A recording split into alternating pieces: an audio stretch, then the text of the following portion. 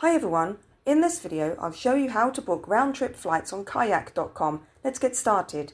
Start by visiting kayak.com. Make sure the Flights tab is selected at the top of the home page. Just below the search bar, click where it says One Way and switch it to Round Trip. Now enter your departure city. For example, I'll type in Vancouver. Now enter your destination. Let's go with Los Angeles for this example. Choose your travel dates. You can also adjust the number of travellers and their details if needed. Once everything looks good, go ahead and click the orange search button. You'll be taken to a results page showing a variety of round-trip flight options.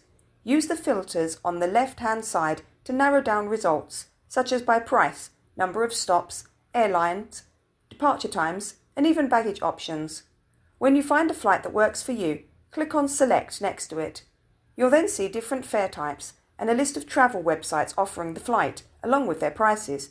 Choose your preferred booking site, click on Book and follow the instructions to complete your reservation. And there you have it. If you found this video helpful, don't forget to like, subscribe and share. Thanks for watching.